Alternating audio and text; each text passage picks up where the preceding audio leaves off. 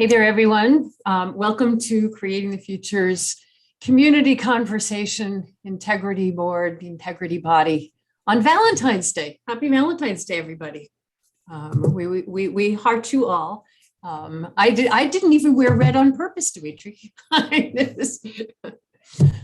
is wonderful to see you, our February meeting of 2022.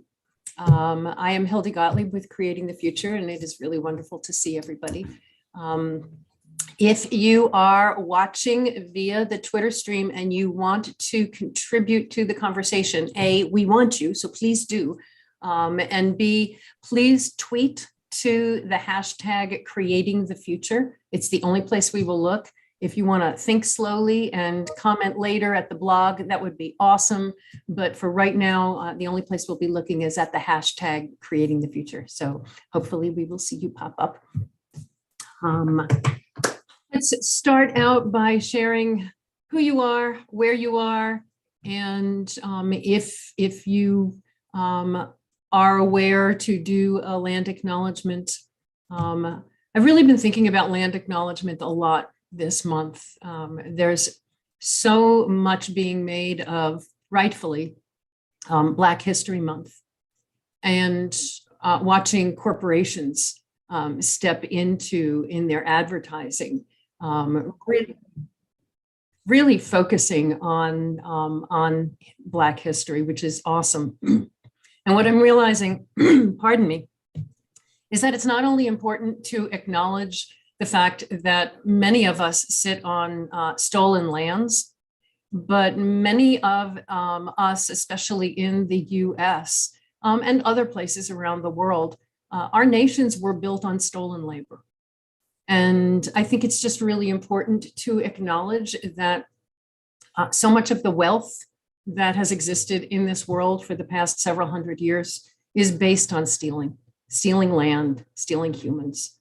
And so I think it's really important to acknowledge that as we go into our introduction. So if you could share whose lands you are sitting on when you introduce yourself, and share something that has been meaningful in your life. So if you need to take a deep breath before doing that. I always find it fun that we have been starting our meetings with an awesome for the entire time we've been in existence, so 10 or so years. And every time I say, so what's been meaningful in your lives? Everybody looks at me as if, wow, that's a really interesting question. I've never heard that before. So take a deep breath, think about what's been meaningful. And for a change, I'm going to start. I usually go last, but I'm going to start because my awesome is awesome, and I don't want Dimitri beating me to my awesome.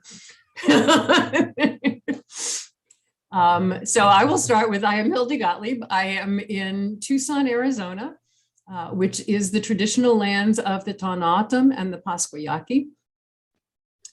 It is right now going to be, for those of you who don't want to hear this, plug your ears, 80 degrees today, which is about 26 Celsius. So there's that, plenty of sunshine. And my awesome is, many of you know that we have been dealing with plumbing issues in our house so much that you all know about it. We can't stop talking about the plumbing, and it looks like we will soon be able to stop talking about the plumbing.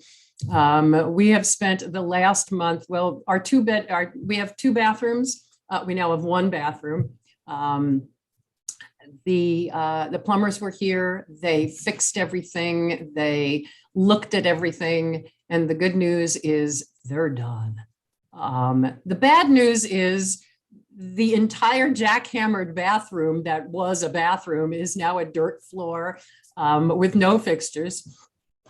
But now at least we get to rebuild and choose nice things rather than fear what they're going to find when they dig into the ground. So yeah, they hauled, I think, over 24 5-gallon buckets of dirt out of our bathroom to dig down. But that is, it has been overwhelming to live in a zone where for 2 straight days they're jackhammering. because somebody's got to be home, and we were alternating who could leave the house to just please, dear God. So it's been intense and meaningful, and actually very wonderful to know that from this point forward, our house is going to be okay. So, and we feel very, very lucky. Every day we acknowledge that we are very, very fortunate. We have a roof over our heads. We have heat when it's cold. We have an extra bathroom if we need one. I mean, all of that. So, so I thank you guys for putting up with all of our talk about plumbing for all of these months. And now I will hand it over to whomever wants to go next. What's been fun and meaningful in your lives?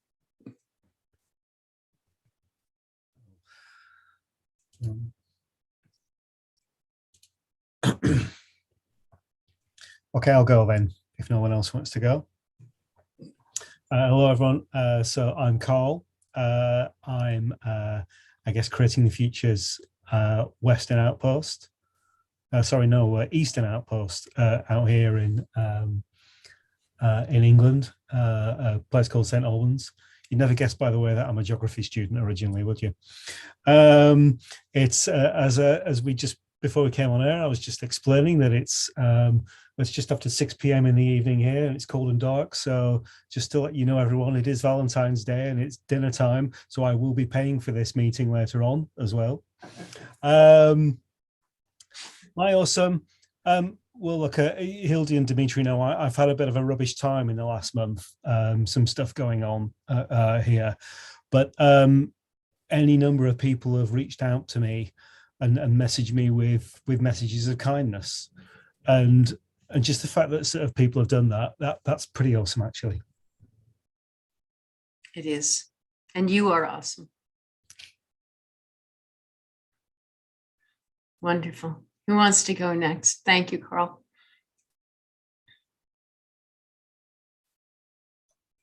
I can go. I'm Andrew in Los Angeles, land of the Tongva people. And my awesome is that there's some folks right now helping to clean out our garage. We're about to start a more intentional and our choice construction project, as opposed to what Hildy and Dimitri have been going through, of converting our garage. It's been about a year process of like getting permits and all kinds of other fun stuff, and supply chain, funds. But Wednesday we were going to start, so we finally have an empty garage and we'll be ready to go. That's exciting. Yeah. That is wonderful. What are you going to convert it into? A rocket ship. No. Excellent. We're actually going to build, we're going to turn it, they call it an ADU. I don't know how, if that's like a normal thing around the rest of the country, but it's essentially like an apartment. It's going to have like a kitchenette and a bathroom, and we're actually going to add a room in the back that will become, I think, my office. So I'll have like a real actual place to go. I mean, right now I'm in my house, which is a real place as well, but this will be like a separate little place to go and set up, and looking forward to it. Oh, it sounds wonderful. Yeah. Wonderful. Thank you. Who's up next? I'll go. I'm Donna from Idaho, from Caldwell, Willamette, Idaho, and sitting on the lands of Shoshone-Bannock. And my awesome is just this group and the people I've gotten to connect with over the last 2 weeks, one-on-one, and hear more of their story. And it's just even beyond what I was already thinking, how incredible these human beings are. And I can't wait to hear more from each of them and learn more from each of them. So because of all of this, and then just loving on the people I love. So that's my awesome. Beautiful. Who's up next?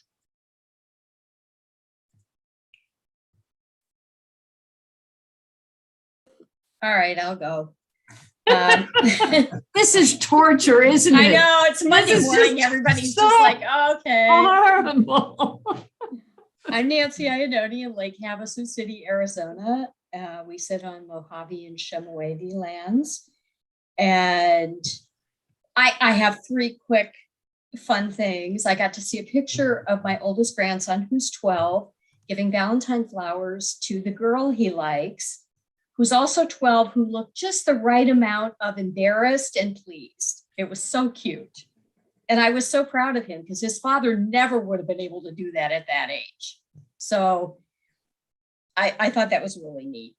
And one of my granddaughters got a Valentine card from us with, I specifically picked kitty cat stamps that I had, thinking she's never going to notice this. They'd cut them off the envelope. She was more impressed with the stamps than she was with the card, which I thought was very sweet. And my kitchen's getting put back together slowly while Hildy was going through her plumbing mess. We've been going through the kitchen water mold debacle, and it's slow because people keep calling in sick to work and supply chain issues and all of that. So, but it's moving. We actually have drywall in, so that's a start. Oh, thank goodness. Thank goodness. We'll take what we can get. Right. Oh, between that and grandkids, those are very awesome. Very, very awesome. Wonderful. Jackie, how about you? Let's go. Mark, hello. I'll get it over with next. So This is like torture. You would think I was assigning a colonoscopy, for goodness sakes. Jeez. So yeah, I'm in outside New York City, about almost 100 miles east on Long Island on Korchog land, which is part of the Iroquois Nation. And while you were speaking, Hildy, I just realized that I listen to farmers out here all the time talking about being 7th generation, 10th, 12th, 13th generation as far as they go, and realizing that when they're talking, it's in 1630, it wasn't theirs to take. So all this pride about being 13th generation farmer, one-upping the 10th generation farmers, just, it's appalling. I was really never aware of it until, the last year or two anyway. The awesome is that because of this group and our thought processes, and I had set up an idea that if you were 65, that the next step down would be 50 years old, the next would be 35, and the next would be 20, give or take, right? I mean, and we just brought in a 20-something into our nonprofit to do media and messaging, mostly through, through social media. And I realized that the succession planning that I've been thinking about just came to fruition about an hour ago. So. Oh, that's wonderful. That is just, yay. Awesome. Jackie, how about you? Yeah, so hi everyone, I'm Jackie Bradley. I am on Wyandotte and Anishinaabe lands, also known as Michigan.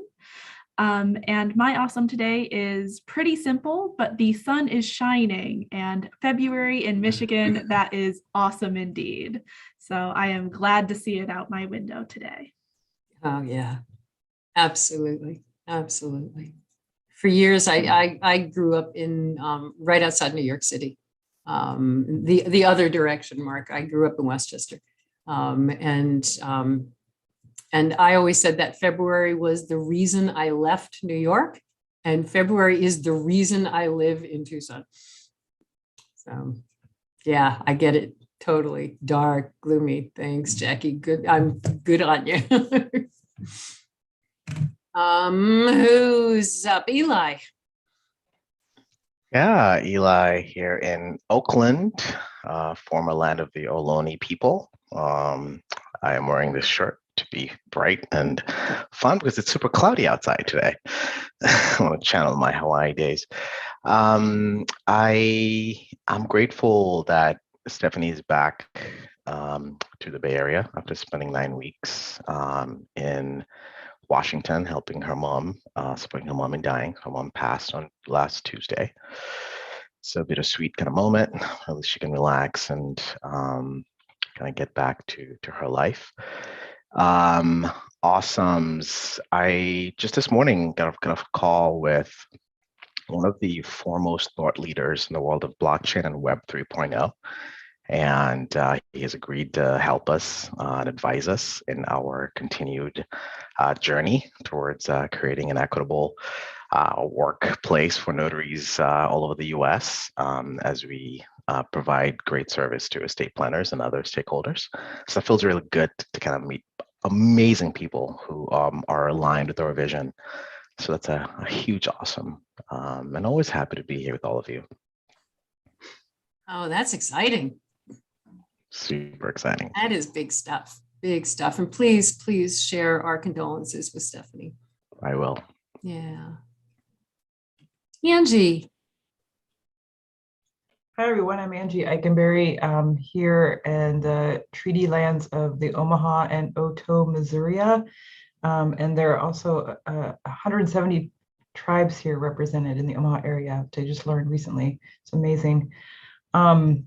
And it's sunny here a little. It's actually warming up a little bit. It's supposed to be 50 tomorrow, which is amazing for February in Omaha, Nebraska.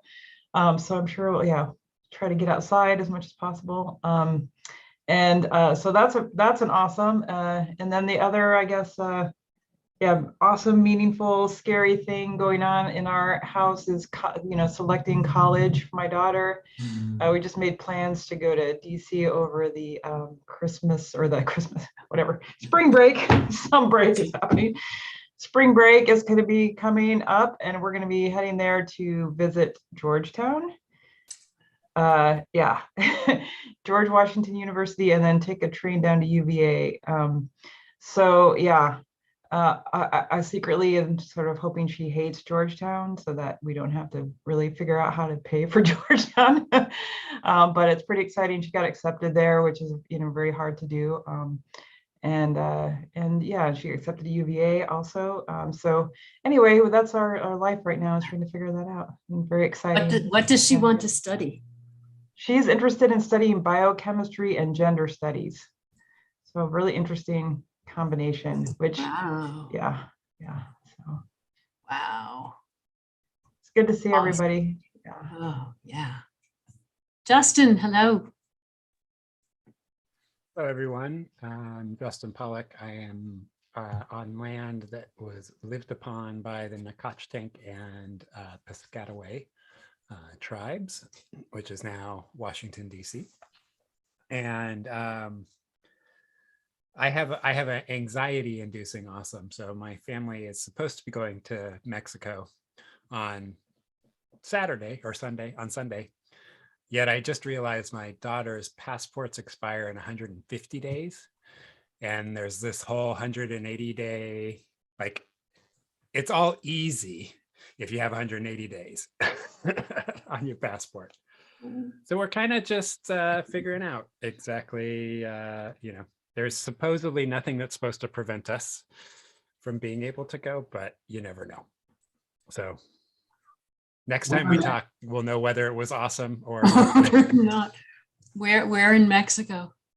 Puerto Vallarta. Wonderful. And Warmer. to see my mother and stepfather who have not seen the kids in 2.5 years. So that's actually the big piece. Big, huge. Wow. Dimitri.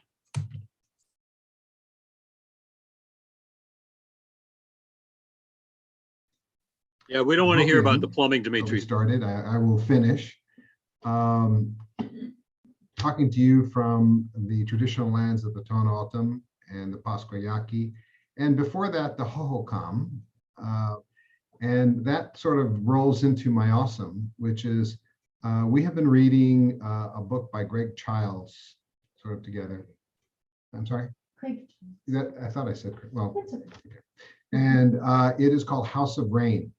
And it is just a wonderful book talking about this man's sort of exploration and discovery and teaching about the peoples of the Southwest with the Anasazi, who we have named, who knows what they called themselves at the time, and how all of that migration has happened by studying the cliff dwellings and the pottery and the whatever. And I've learned a ton from that, but it just makes me think about, it's not just us coming in and using these lands, but there have been waves of people that have come through and used these lands. We just happen to think we're the best or the only or the whatever, along the lines where we're talking about. So that's my main awesome. And then I have a quick second awesome, which is our granddaughter is walking. Yay! She's walking around the house and she's got this big like pool noodle that she won't give up. She walks around with this pool noodle. Who knows? It means something to her, obviously. But so those are my awesomes, and always wonderful to see all of you. It is a hoot watching the videos. Sometimes she's and they were the thing holding the mobile over her bed. So there's two like pool noodles that are like tied together. And so she schleps them around, and she's not dragging them, she's carrying them. And then sometimes she's riding them like a pony.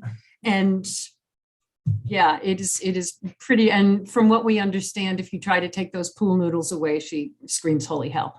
So it's a teddy bear, it's a pool noodle, whatever. So wonderful, wonderful, wonderful to hear from all of you. And let's dive in. Our conversation today will follow catalytic thinking as, there was one more thing that I did want to mention. And Donna, Angie, Nancy, Mark, and Andrew, I just wanted to mention to you that Stephanie Iverson will not be joining us today because her grandma passed. You all know that her grandma was sick and she was really taking care of her. And so if you want to send a condolence to her, we are sending you our love, Stephanie.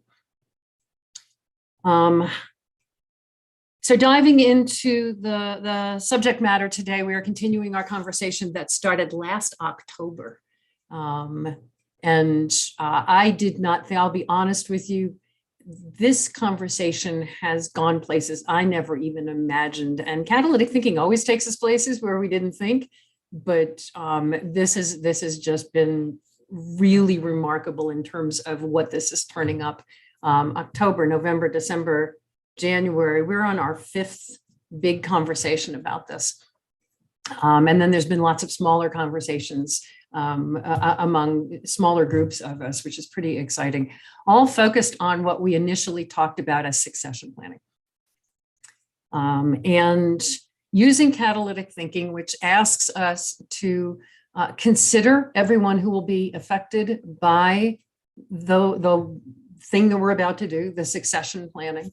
And then asks us to imagine what good would look like for all of those people, and then what it would take for that good to happen. It was so interesting, as all of you have commented at some point or another, that once we started to ask what good would look like for all of those people that we identified would be affected by a change of leadership at Creating the Future, it quickly became clear that succession planning, as it is typically thought of, which is making sure that leadership will be in place. Whether that is replacing one person with another, or making sure that roles are covered, or just making sure that leadership will be in place, quickly became, why is that important? Which is the catalytic thinking raising that question up. What does that make possible if there's leadership in place? And very quickly, we started to talk about continuity of benefit to the people who are receiving benefit. All of those people that will be affected, the benefit continues. And at our last meeting, you all will remember that we very clearly defined that the benefit is that catalytic thinking, that there be places to learn and practice catalytic thinking, and that be the thing that continue. Pardon me. And so today we're really going to talk about the conditions for success for there to be places where catalytic thinking can be practiced, learned and practiced.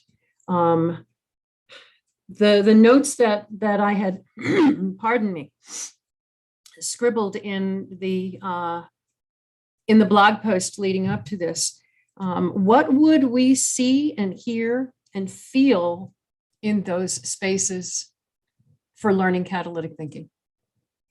What would good look like in those spaces if the benefit is that people have somewhere that they can continue to learn and practice and grow in their practice of catalytic thinking.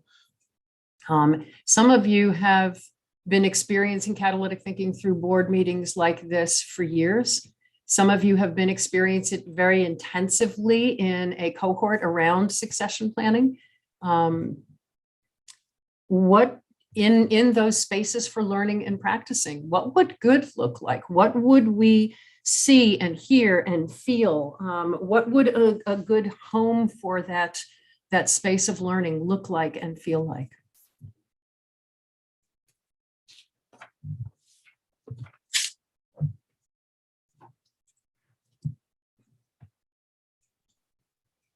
I think we've talked about before this too, is like there would be multiple spaces, or there would be spaces that people could access easily in different areas, sectors, venues.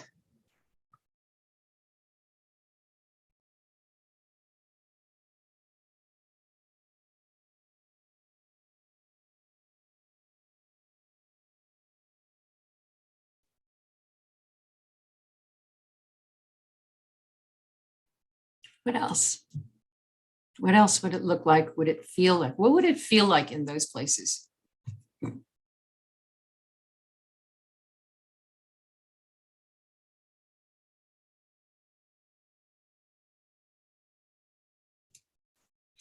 So I guess first of all, it would feel comfortable to be able to try new ideas or to test things, because I think we're all clear that we don't have the answers to something like this. And I'm going to put a stake in the ground for it would be fun, because we take some of this stuff way too seriously. And we've got to remember that one of the things, we've talked about this many times before, but one of the core things that that sort of, we should be about what we do is that sense of sort of conviviality, and that sense that, it's not work. This is something different to work. So I think that's important. And then forgive me, but one of the things that I've just spent the last weekend doing is that I spent some time with the Rotary Club, which you will know well on your side of the pond, and the values of the Rotary Club, which I thought was sort of quite interesting. But one of the values was fellowship, which I really liked, and they were saying that's what makes us different to everything else. That sort of sense of fellowship. That, well, it was expressed at the beginning of when we were all doing our awesomes, that sense that you're not here on your own and that you're actually part of a crew. I think that's what that space would feel like, that there was a fellowship.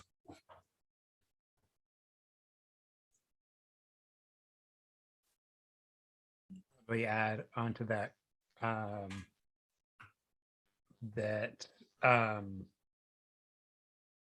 the kind of camaraderie and curiosity, like that you have a space where really asking probing questions, asking questions that are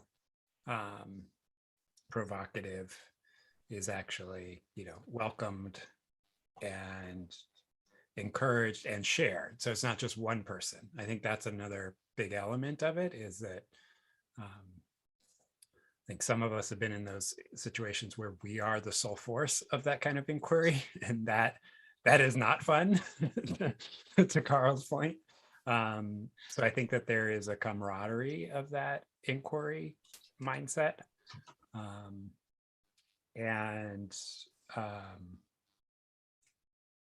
The other thing that I think is, I kind of had a reaction, Carl, when you said fun, and because I, first went to, well, that's enjoyable. And then I realized, well, sometimes the questions and answers aren't necessarily enjoyable because they reveal something disturbing or unhealthy or undesired,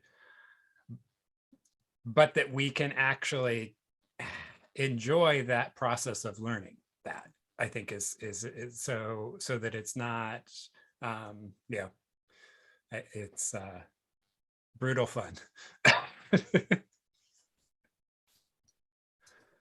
That's a really good point, Justin. Someone said to me the other day, I go out for a 10K or a whatever 7-mile run at the weekend. Is it fun? No, it's not. Is it enjoyable? Yes, it is, because I get a huge sense of satisfaction and so on at the end. And that's what I would like these spaces to be.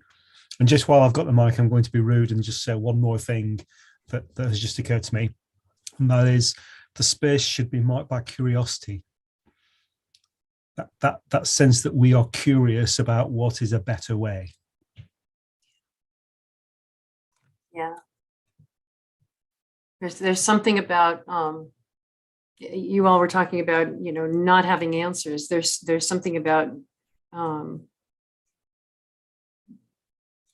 creating a space that makes it comfortable to be living without having an answer, without coming to the table with an answer. Because we seek answers. I mean, that's, our brains seek certainty. And so it can't be about only for people who are comfortable with the uncomfortable, but a space that makes it okay to not be comfortable, and yet you're safe.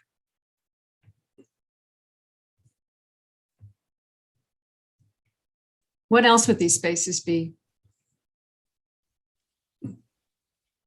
What would they feel like? What would you see? What would you hear?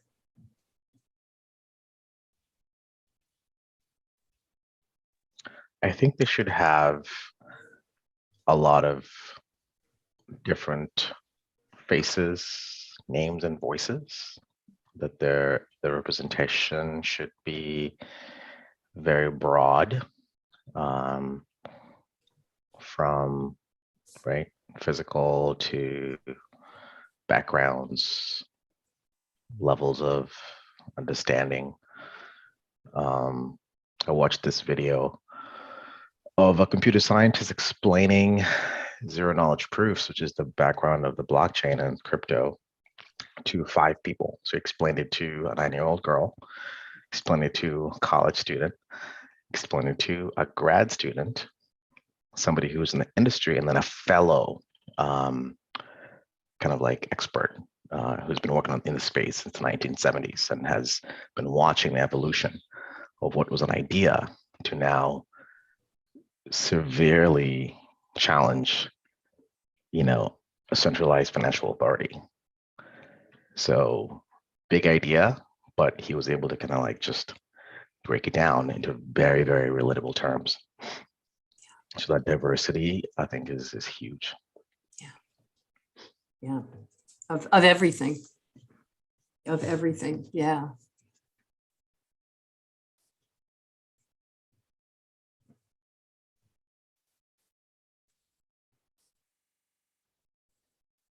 What else can folks say about the experiences that you've been in, where you feel like it's been one of those places to learn and practice? Are there other elements of things that are going on, or things that you've brought into that space that you think is relevant to acknowledge?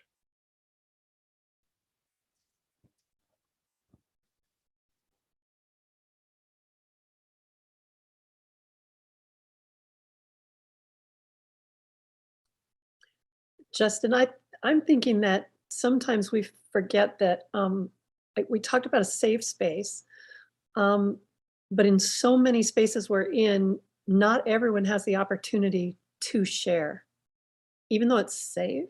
I mean, I'm not quite sure how to explain that, but I think that, we really have been playing in this kind of space. I wanted to try to think, so who hasn't played in this and what would it take? But it'd be so easy to have them come and be comfortable, yet they're not, the sharing part, they aren't used to being included in the conversation. So there's a whole nother level that what's that going to take? And that takes time. Justin, thank you for taking over the facilitation. Appreciate that.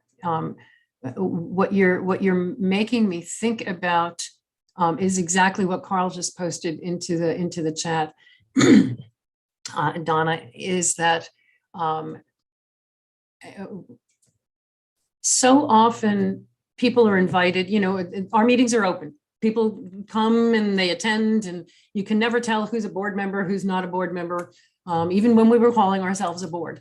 And the overwhelming response that I would get after the meeting every single time from people who had attended for the first time is, you made me feel so welcomed.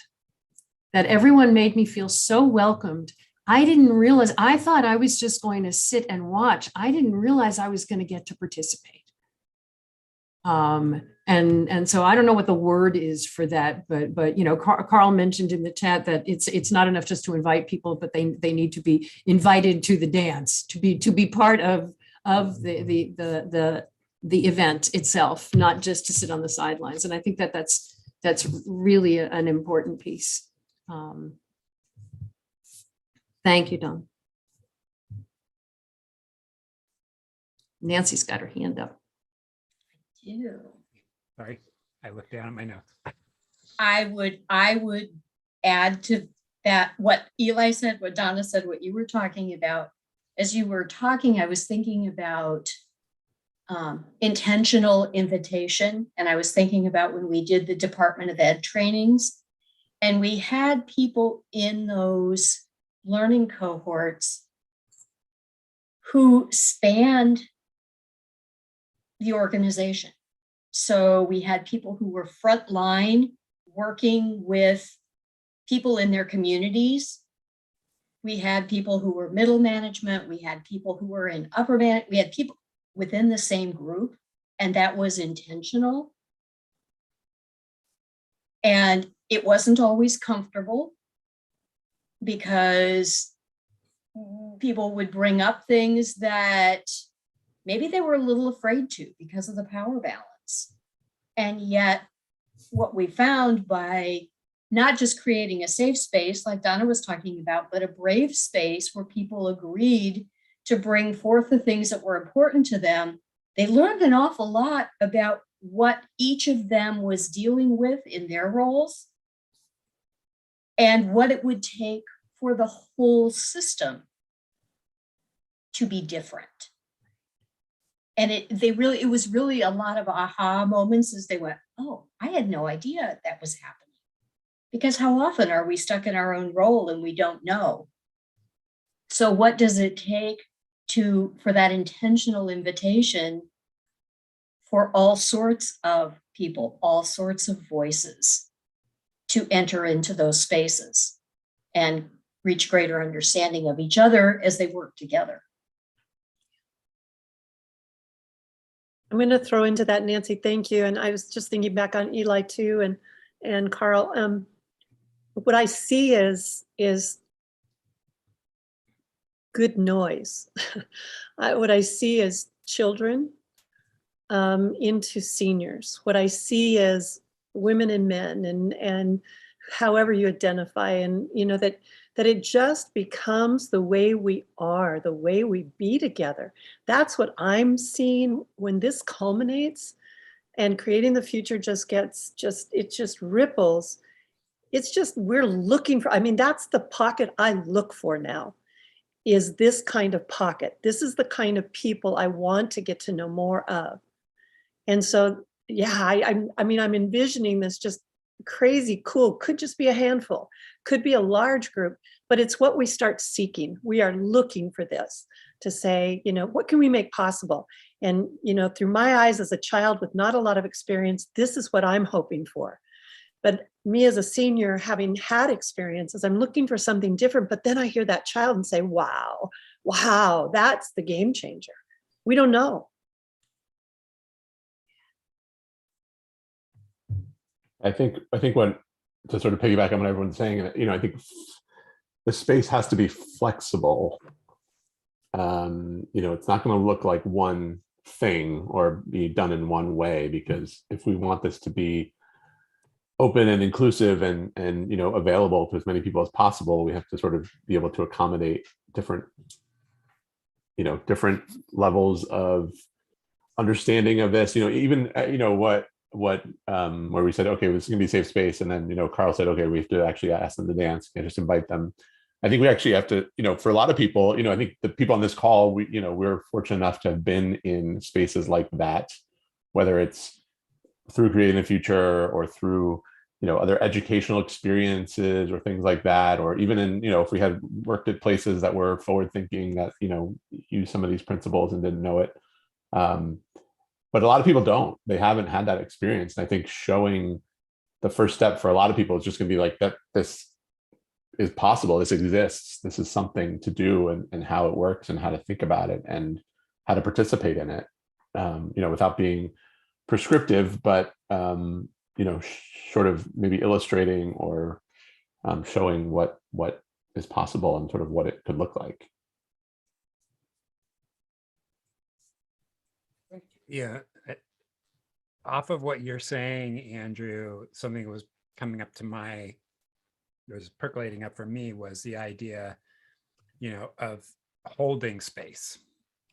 So, we talk about it being a safe space, but the intentionality of a space being held for this kind of inquiry and dialogue. And so I'm curious, what's that? What are the conditions that actually are required or necessary for a space to be held for what we're talking about, for it to be flexible, for it to be thoughtful, for it to be diverse, for it to be a space where people are being heard and valued?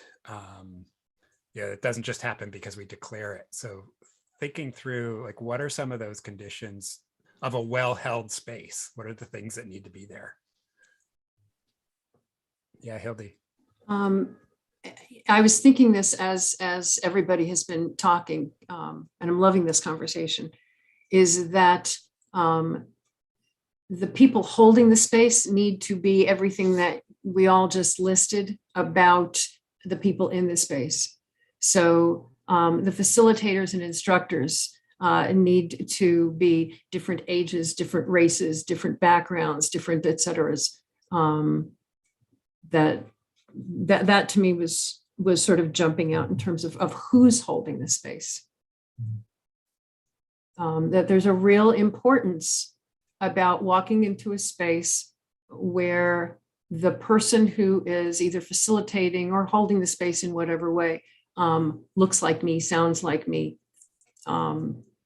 There's something big there, especially when it comes to something that's about sort of changing the way I think and be in the world. Knowing, for example, that our oldest fellow at Creating the Future started her journey when she was 78 and she's 85 right now. That says, oh, okay, yeah, it's not too late for me. I can do this. Those sorts of things I think are very, very important.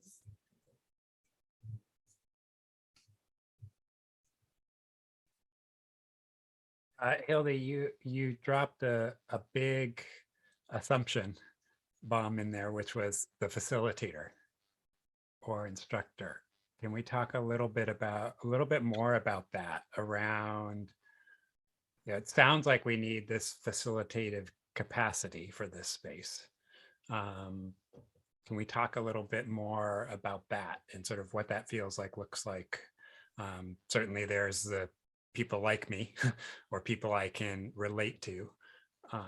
What else is there about holding this space? And I mean, it sounds like it needs to be a facilitated, perhaps even somewhat curated space. But can people talk more to that?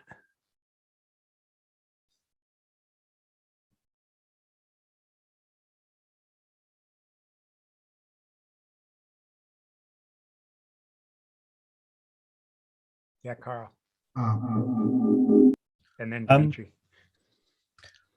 Sorry if I'm stating the obvious here, but I think when as sort of nonprofits and voluntary organizations, we were getting going with the internet, and we were sort of getting really excited about these things called communities on the internet that we would all have, and it's this fantastic place for our users to come together. I think there was a lot of wishful thinking at the time that these communities would all be self-sustaining. that the web and the internet was like this fantastic way to do what we'd always wanted to do without spending any money to do it, or putting any resource into it. And I think we've all learned very much the hard way, actually, that doing any sort of community, including at scale, it either requires facilitation or support from the centre to sort of keep the conversation going, to keep it on track and so on.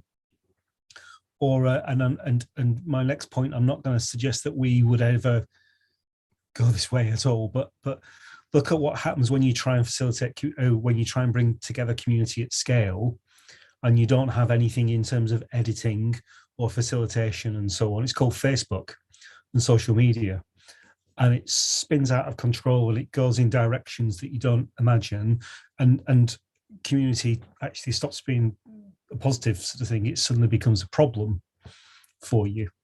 So I think, again, I'm not suggesting we would go in that direction, but these ideas about facilitation and guide rails and someone to sort of stand up as a sort of a community person to remind people what the values of the community are and how they're important to how you conduct the conversation, those things are really important. So I'd follow on Justin's question about the importance of a facilitator and so on by saying, what is the role of that, of someone in that role? Because I don't think it's a teacher. I don't think it's an instructor. I think it's something quite different. I'm almost thinking that it's a yes and, because what we talked about last time in terms of what benefit needs to continue, we talked about spaces for learning and practicing, and the learning piece. Some of it can be, we've got recorded classes. The basics is the stuff you can read in a book or watch in a video. But sort of to Nancy's point, when people are first learning, having somebody facilitate their learning. So it may not be an instructor in the classic sense. That might be, here, watch a video, it's 45 minutes, you'll get the basics. But what does that actually mean?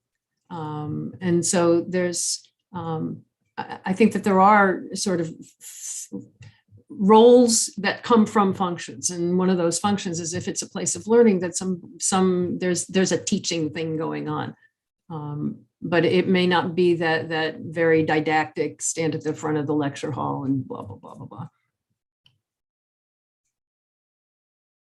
Okay. So all this discussion is also making me think about the many discussions we had early on when Hildy was saying, I can't be the only one that's teaching people about this. And we had many discussions as fellows about what would it take for others to be able to teach this. So when we're talking about facilitators, I'm thinking, what do they have to know? What do they have to understand? What do they need to feel, see, hear? And without being, there's a standard, because when we're talking about having multiple centers, disseminating the information, there's no hard and fast rule about you have to be certified in order to teach this. So what would that look like in order to be true to the knowledge and the values?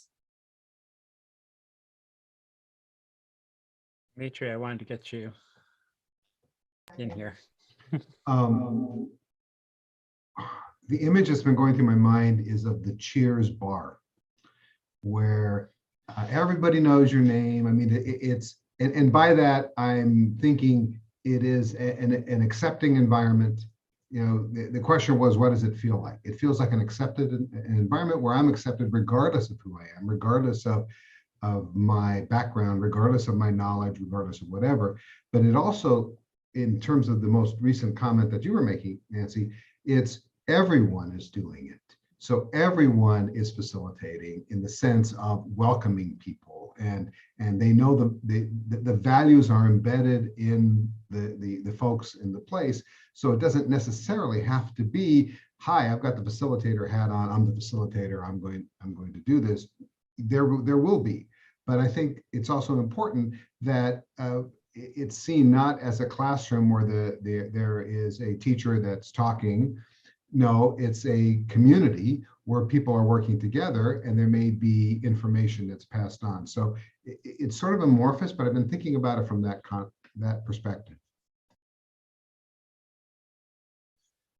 So I'm drawn back to Carl, what you were thinking about in terms of, the effort being resourced. And so then sort of starting to pick apart, well, what are those resources? And I think that,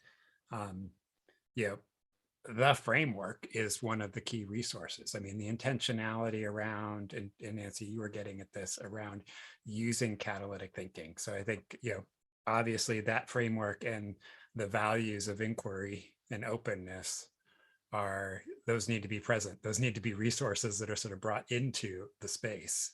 And then kind of on the people side, it does feel like there needs to be somebody with enough familiarity with the framework to guide questions in the absence of it not naturally happening. So I think that sort of the space being held is a space that is holding the framework in its line of inquiry, not as an overly prescriptive mechanism, but just making sure that, it's the classic, we don't sort of skip to the doing before we thought about the whatting or the whying that's involved in it. So I was thinking about that, but something that you said, Dimitri, that really, which I think goes back to some of the things around comfortable trying, is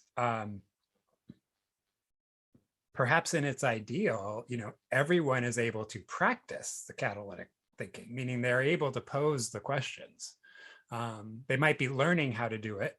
They might be experiencing it, but the structure of the space is such that anyone has permission to ask one of those questions, and it's assumed that anyone can ask one of those questions. And it's respected that when someone asks one of those questions, they're honored and answered.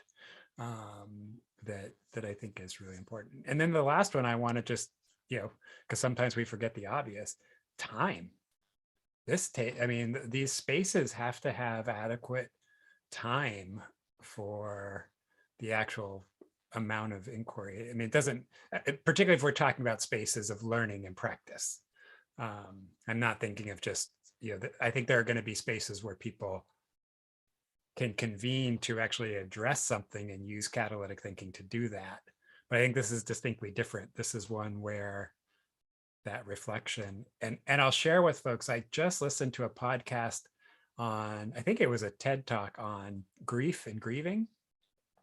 And they said a really interesting thing, something that kind of blew my mind, was they talked about so much of grief is about the brain's hardwiring and the echo effect, which is you expect to see someone standing in the door because your brain is wired to do that, and how grieving is this exposure to a different reality that you have to keep repeating until your brain literally rewires and says the person won't be there.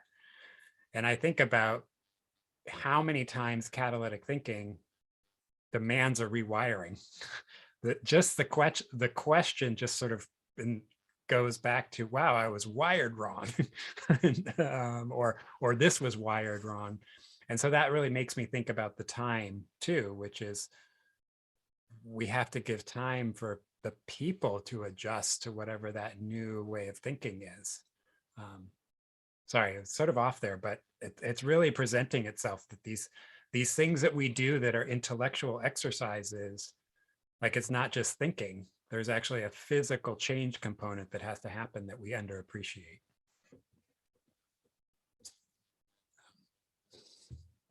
Now I have to turn that into a question? No. I think, Justin, that also gets at the idea of,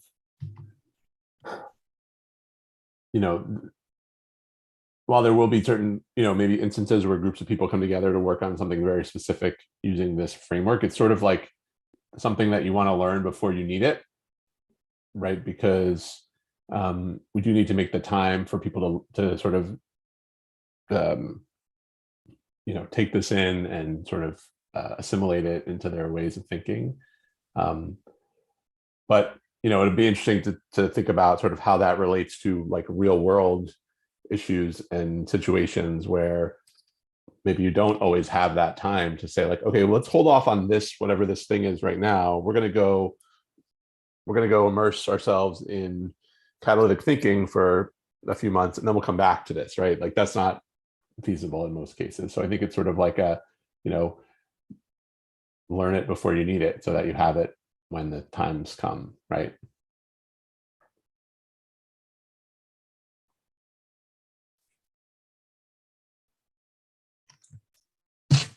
I'm going to babble a little bit because a lot of stuff is just sort of coming to my mind. So one is just a question.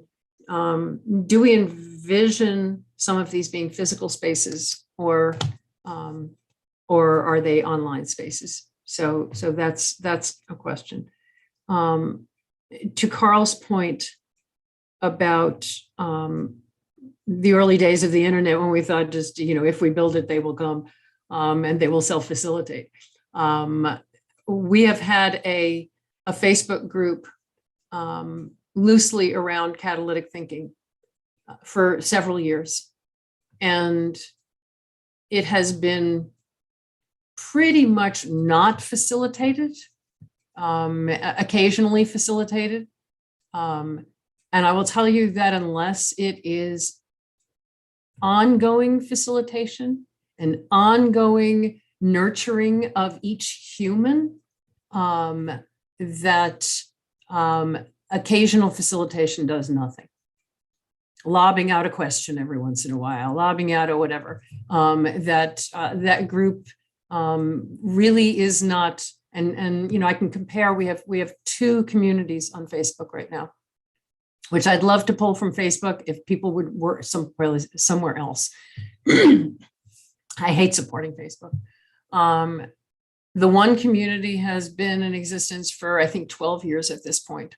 It is all consultants and coaches to community benefit organizations. Many of them are familiar with catalytic thinking. Many of them have no idea what creating the future, that there even is a creating the future.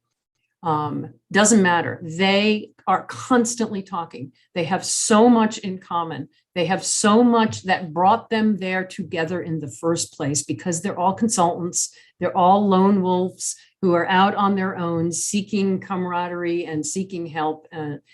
That's real different than, and it is facilitated. It's pretty heavily facilitated, but it doesn't need to be. Quite honestly, at this point, that group is so engaged because they have each other in common, and natural leaders have arisen in that group. But the other group it languishes. It's as if it isn't there because it doesn't have that common, I need this for my work thread.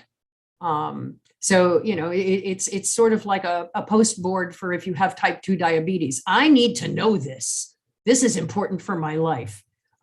Is very different than this, which is sort of an elective in catalytic thinking. So that's occurring to me.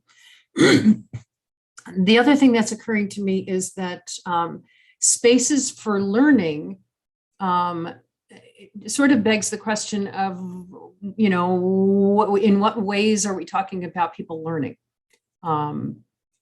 We have, for those of you who are familiar with the continuum of potential, it is a facet, a going deeper facet of catalytic listening, which acknowledges that people are at different points in their readiness to step into their own potential.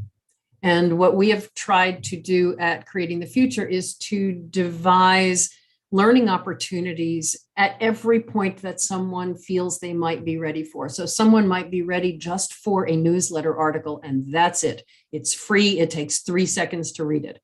Someone might be ready for a 3-month cohort that dives into a specific topic. and everything in between there. And so we've always said we need to have something that meets people where they are on that continuum. And so I'm thinking about that as well, applying catalytic thinking to the design of what do these centers provide? If people are learning, how can I be sure that when I show up, there's something for what I'm ready for? I just want to put toe in. That big thing, that's very nice and all, but I'm not even interested in that. I don't have time for that. I just want this. And maybe a year from now, if I've had enough of this, then, oh yeah, I'd love to do that. But yeah, so that's sort of where my babbling comes in. So.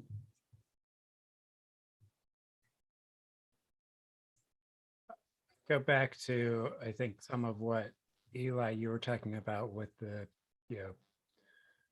different people, the diversity component, but also tying that to what you were bringing up, Hildy, which is the relevance.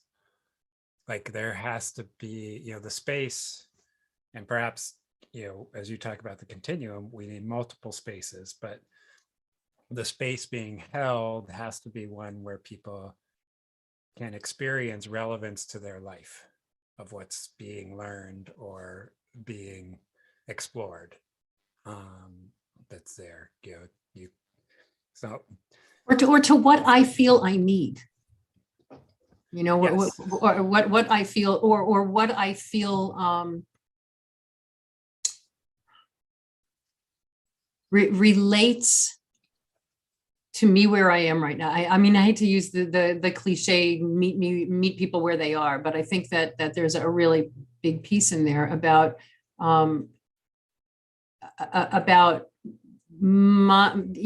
there's so many people who say, oh yeah, that's not for me. That's not for me. We're doing a cohort on succession planning. And many of the people in this room right now have been part of that practice cohort, applying catalytic thinking to the issue in a lot of different ways of succession planning. And there's a lot of people who are real interested in succession planning, and they're like, that's not for me.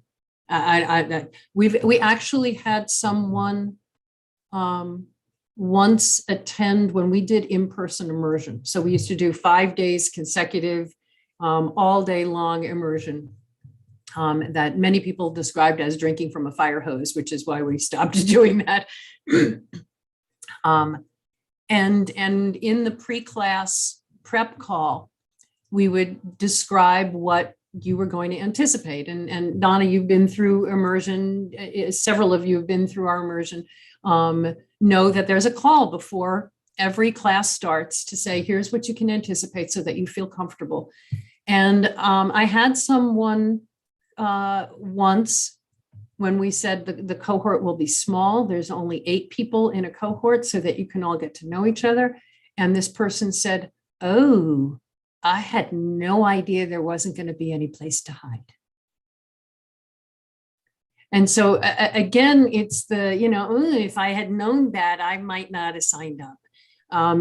There's something that's beyond relevance to my work, relevance to my life. I think there's a piece there that's relevant to who I am or who I perceive myself to be, and how I relate to the world and where I feel comfortable and where I don't feel. Am I going to be exposed? I don't want to have to answer those kinds of questions.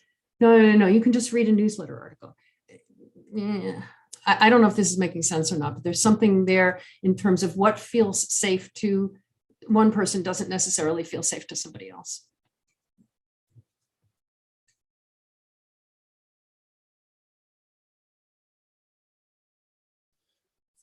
So just, reflecting on the different elements that folks have been talking about, again, going back up to, what are the conditions that would make these spaces well held, explorative, and learning oriented? Is there anything that we're missing or that hasn't been said that perhaps we're taking for granted around the conditions that need to be in place for this kind of a space to exist.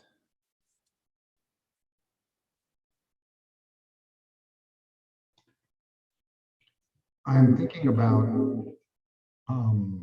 ambassadors.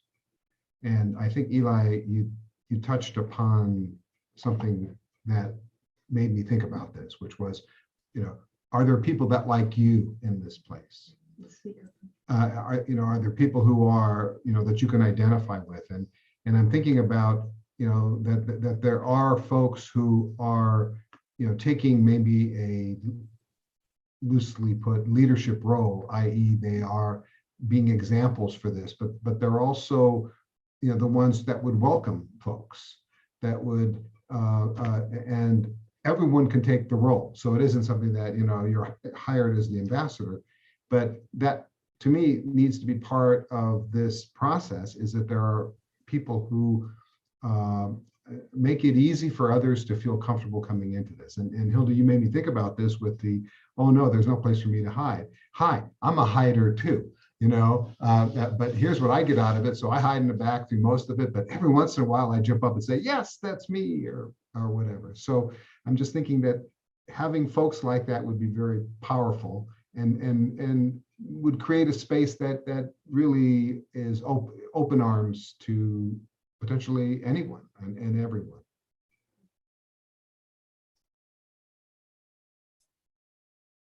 I think there's also something to the idea, to what Dimitri you're saying about, what this represents to people, or what we want this to represent to people, right? Because I think, in a lot of ways, this is a very, this is a 180-degree turn of way of thinking from how people do things. And for a lot of people, that's very exciting and very amazing and something they want to join right away.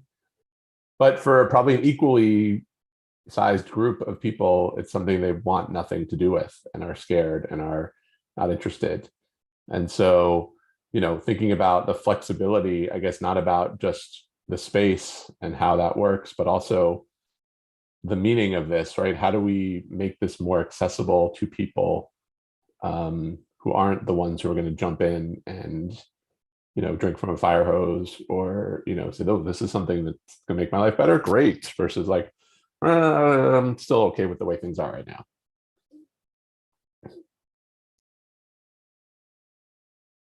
Carl, I saw your hand pop up. Yeah, so I'm worried now I might derail the conversation, but this thing about what's needed, and I was thinking, I guess, about why is Facebook and other sort of social media, why have they become so toxic, and why have they gone wrong? And in the prescription that I've read anyway, is that there is this constant drive for engagement all the time. It's the only metric that matters, how much people are engaged. And everything that you say or do is all about driving engagement. And it's really interesting listening to the conversation, because like sometimes people do just want to be sort of left alone. They don't want to feel that they have to engage. Actually, a community where you can just sit here and say nothing for 2 hours actually might be just what people want to do, actually, and they might take away a huge amount from that. So again, I'm sort of, maybe that's winding us back to sort of, well, why has Facebook gone wrong and these other platforms? And it's because they need engagement to drive advertising, because it's all about eyeballs and stuff like that. So it comes back to our values and why are we doing this, and always sort of having in mind that we're doing this because it's something that people want to do, that they don't have to do. It's that sort of sense that you're here because you want to be, and we are here, and not because there's some ultimate goal of monetizing you and turning this community into something else at the end of the day. It's just they're here because it's community practice that we have lots in common in terms of our values and how we see the world. Facebook actually makes money based on the fact that engagement, because of the way our brains are wired, we engage over fear way more than we engage over love. You got that immediate reaction of fear. I've got to answer that. I've got to respond to that. And they know that. A thought that is occurring to me is we use the term lurkers when we talk about online communities. We used to do that in the old listserv days. I mean, this term's been around forever. Lurkers are actually listeners. It just occurred to me that lurkers are actually listeners. They're there and they're listening and they're very active. They're just active, not, I don't see it, but they're actively listening. There's something else. Yeah, I'm sorry. There's something else that is occurring to me about people holding the space. Facilitators, instructors holding the space. And that is from the experience of how things have happened around here, given lack of funding. And that is that it needs to be somebody's job. That we have been blessed for the past however many years to be able to accomplish what we accomplished, which is huge, but all based on volunteers, teams of volunteers, people working for stipend wages. That's not sustainable. So as I'm thinking about what needs to be in place for for everything that we are describing here, there need to be full-time people who are doing something of this. I can't say what the role is. I can't say what the function is. But it needs to be somebody's job or a lot of somebody's jobs. And depending on how many centers, whether they are physical locations or not, if it's online or not, depending on how many people, if this ripples the way it needs to, there needs to be in the old definition of succession planning that we sort of eviscerated back in October or November, it needs to be sort of replacing Hildy with 20 people, so that it's not a person, so that it is lots of people who can interact and lead, but it needs to be a job.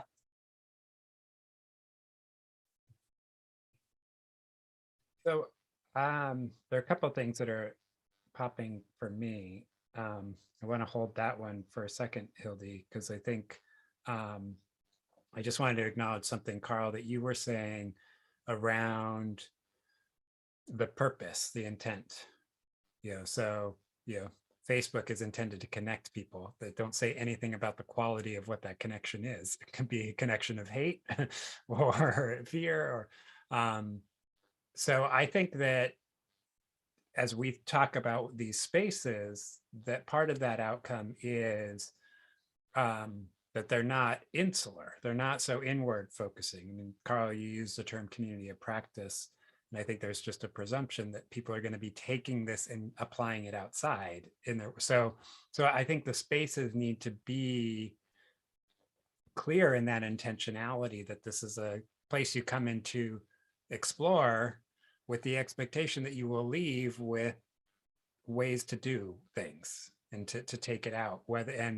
And to your point, Dimitri, sort of that ambassadorship can take lots of forms. It can be the advocate of the framework. It could be the person who's actually going to invite other people into this space. It can be the person who's going to go and, change the school board. It's going to be that. But I think that that clarity of intentionality around, they're not just teaching and learning spaces. They are these spaces with an intentionality to bring things in and spin things out.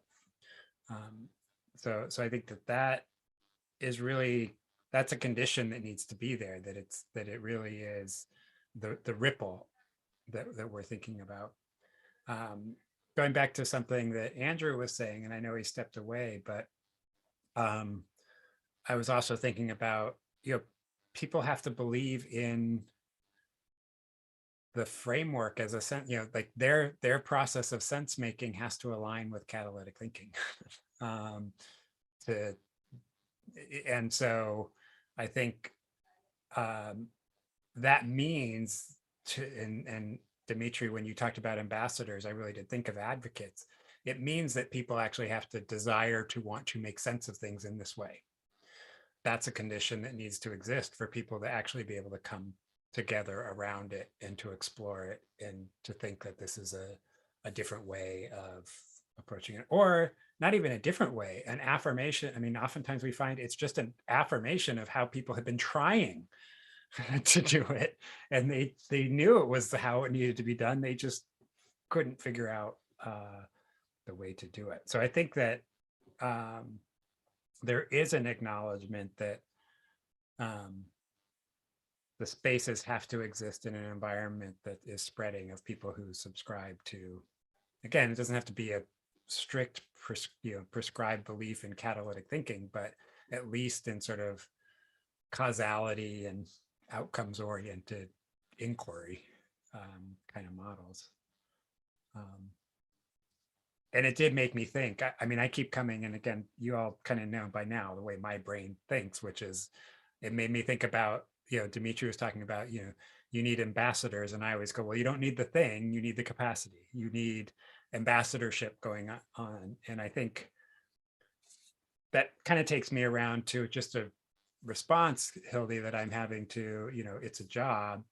I think that goes back to the idea that it needs to be resourced, and someone needs to be resourced for their time and energy.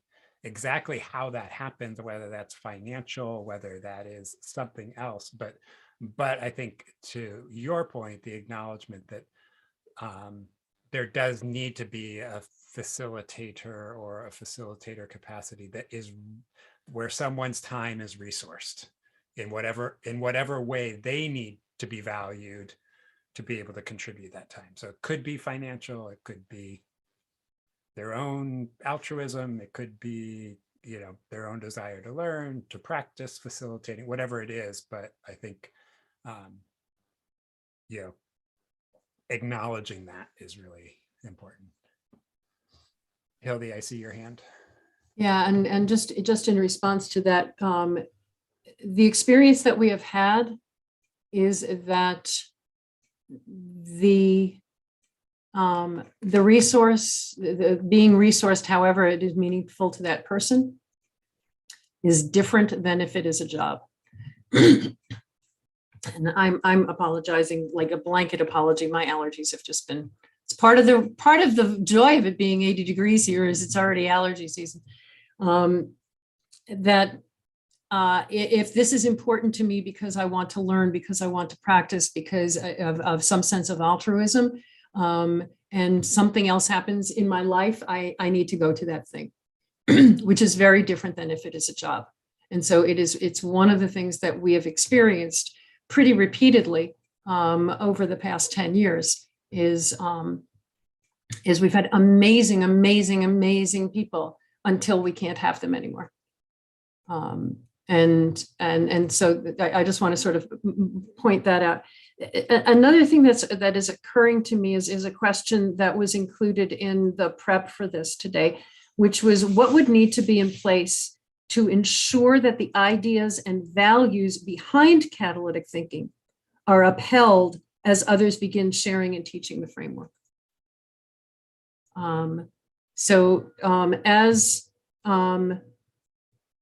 If what we're talking about is the ripples, what would need to be in place to ensure that those values are upheld in these spaces? So in the places where it's being taught, in the places where it's being practiced, what would need to be in place? Must it be what continued on was, and this came from just several conversations that have been happening. Must it be an organization, for example, Creating the Future, that is holding the space for this practice?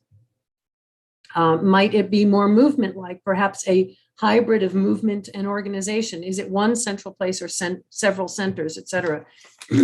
But what sort of ensures that those values are being upheld as this is being taught, as this is being, we compared it to AA, which again are people coming together because they need it. It's sort of like our consultants group. They need it. this is a lifeline. And this, for the most part, is not a lifeline. So, what ensures that continuity, I guess, is probably what that question is really about. Continuity of values, continuity, et cetera. It seems to relate to what Nancy was saying quite a while ago too, about like, probably we don't need a kind of accreditation sort of situation, but even, with like AA, I mean, there is, Bible, or there's the 10 whatever steps or whatever, like there. So we've got the framework, we have the framework, there's a discussion of the values. I mean, having really clear guidance or manual, if you will, would go a long way in that regard, I think. Well, if I may speak for myself about why I keep coming back, because I've been doing this for, I don't know how long now, a few years. Because I mean, technically, well, I am a consultant these days, but it's not. But I don't need this for my practice, if that makes sense. I keep coming back because it's intellectually interesting. I feel like I'm learning every time I take part in a conversation. There is that sense of fellowship that I feel like I'm amongst a group of people who, even though we only meet once a month, look out for me, and I enjoy being part of that. And I mean, Hilda, you've heard me use this expression, I think, before. I mean, it feels a bit like me time. It's just a bit of time to sort of sit back and think and just reflect a bit. And we don't get many time, or it seems to me I don't get much time or space where I can just sit down for a couple of hours and sort of discuss stuff where I don't have to have an action at the end of it. I quite like that. But I'm going to guess, Carl, that if this was just your me time, if this was just that intellectual exercise, and you weren't on the board and didn't feel I have a board meeting every month, you might skip once or twice. You might suddenly look up and go, I can't believe it's been 6 months since I did. Sort of like exercise. You were mentioning before, you running the 10K. There's something about that sense of obligation for whatever reason. Sorry, I dove in there, Nancy.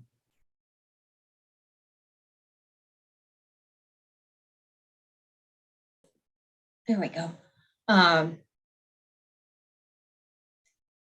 Yeah, this is causing me to think, because I had written down what Justin said about you don't need the thing, you need the capacity.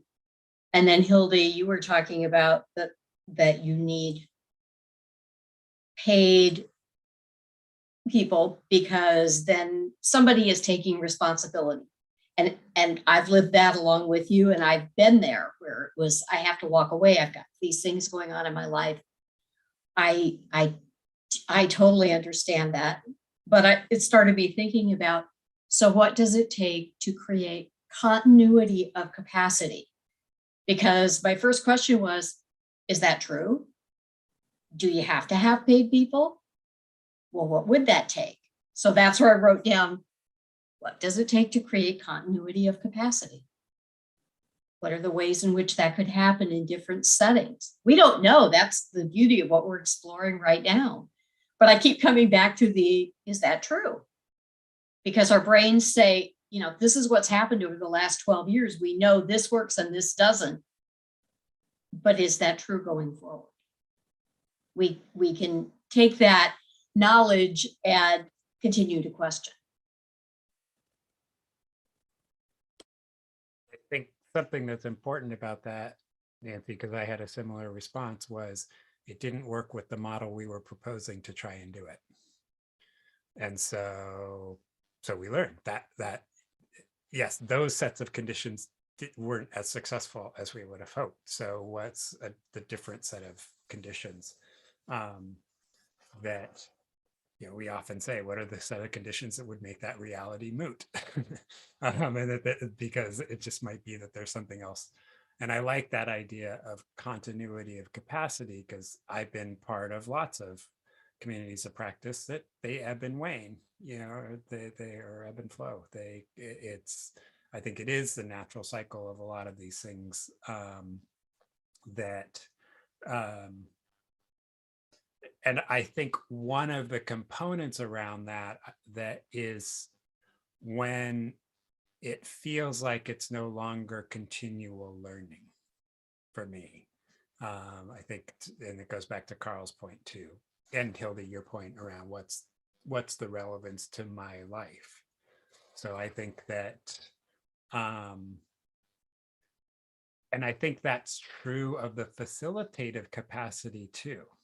Like, we can't assume that the facilitators aren't also there for growth, learning, and that these spaces, I think they will be successful when people want more. It's sort of circular, but it's like we've built the successful space when people want to come back and participate in it again. That's there. So that understanding of not only inclusivity and depth that we want to see, but also just, I guess it's a very practical return on investment. I'm investing my time. What's the return that I gain that's going to bring me back?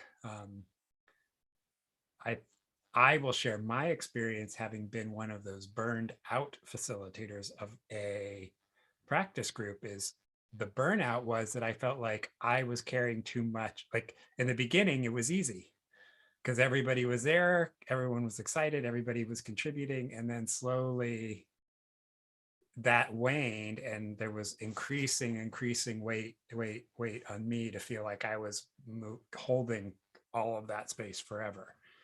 And so to me, that speaks a little bit about the dynamic of the group that we have to consider, which is, what does an energized, growth-oriented group look like? Yes, it still needs to be facilitated, but perhaps there's too much weight on the model of what a facilitator is expected to do that makes continuity challenging. It's like no one wants to be a board chair. no one wants to say, I'll take the lead, versus what would it look like when people would graciously say, yeah, I'll do that. Or the person that always wants to be the board chair is the one you don't want to be the board chair. Yeah. So I guess thinking about it from that perspective, because we are all participants. When we think about a space that is, a space of learning and teaching, what is it that as a participant we feel we need to bring and get out of it for it to be worthwhile for us?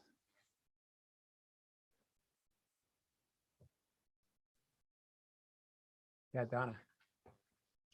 Just in listening to all of this, it takes me to the very beginning. I was trying to go, so why have I been involved for so many years?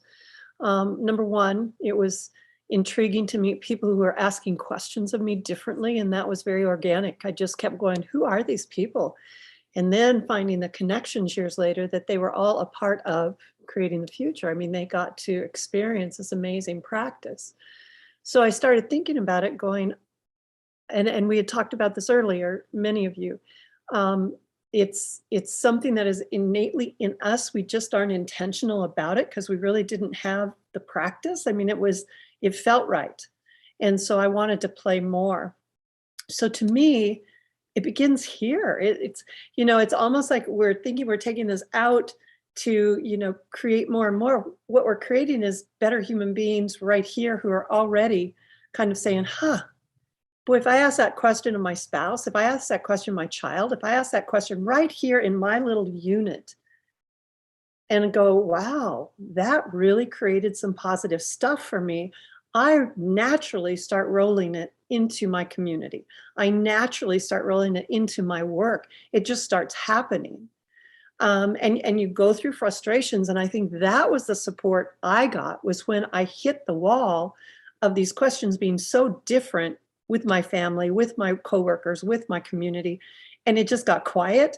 I was not comfortable with quiet because I was a teacher. You have plan A, B, and C. You never let it get quiet or it's chaos. So I had to relearn all the assumptions I had experienced. So I'm taking it all the way back to this, the simplicity of what's it going to be possible to, I put down that lifeline. And I can't remember if Angie, you talked about it with AA, one of you did. They have a lifeline. Guess what? This is an individual lifeline. This was a lifeline of learning for me, a practice for me to go, boy, I can live an incredibly cool life. And the people around me, I can create space for them to do the same by modeling this. So it doesn't answer any of what we're talking about, but it's just popping for me right now. And as far as that continuity, everything like this takes that passion person. And Hildy, you're that passion person, along with Dimitri supporting you and the two of you supporting each other. And then all of these other people will come. Good things that are human connection. There's a passion person that guides, a passion person that's consistent, a passion person who says, wait, can we do that better when I get to know more people and they're practicing and then we get to share? I don't know. I mean, I'm just blonde again, but it's just making me go, this is so intriguing to me because we're taking it more out here again. And yet it's all about the people. It's about me as an individual. And yet we want it to be more individuals. I mean, we're going there, but.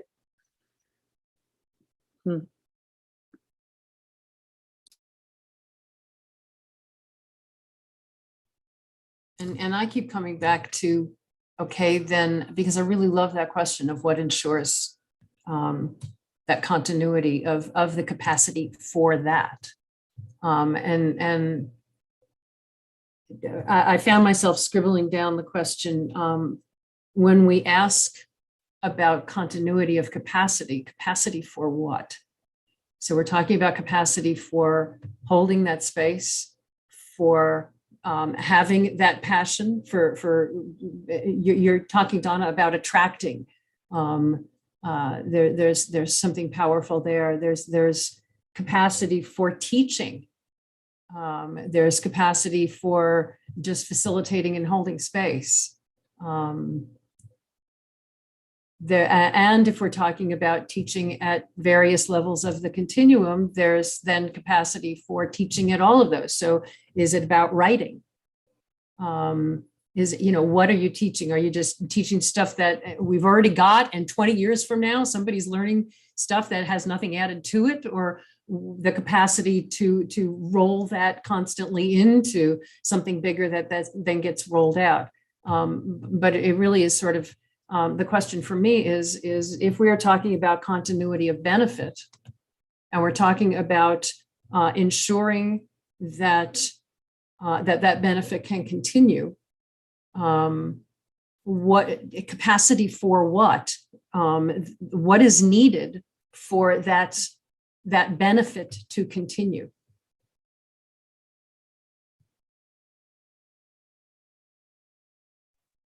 What are the structures, and B, then what is needed for those structures and functions to actually be reliably there? So there's something that's really catching me. And Donna, as you were talking, and it's come up, but it made me think about this idea of collective agenda. That these spaces need to actually have a collective agenda, meaning people need to be able to bring in things that are relevant to them, and particularly if we're talking about sort of places of inquiry, learning, further development, that, it's kind of like, okay, well, even if it were teaching, like once you learn the catalytic thinking framework, then like it didn't have resonance really, if I was hearing you correctly, Donna, until you hit to that point where it's like, I need to bring something into this group. And Hildy, I think that's part of some of what's going on with the successful Facebook group, is it's a collective agenda. and actually that's like, I'm going back to what I was just saying about being the facilitator is you hit burnout when it feels like you're building the agenda every time for every meeting and you're done because it's you don't want to be that, prescriptive. And then when you were talking, Hildy, I think I had one of these, what are we really talking about moments here, that we need to spend more time thinking about the learner as opposed to the system of learning and exploration? That what is it that makes a successful, we're talking about, we want to make sure we have spaces for people to learn. And I feel like we're sort of scratching on the edge of, well, what would make people want to come into a space to learn in general? Nothing about catalytic thinking, but what's a sustainable learning space, and what is it that we might need to better understand about the participants in that space? Not the structure, but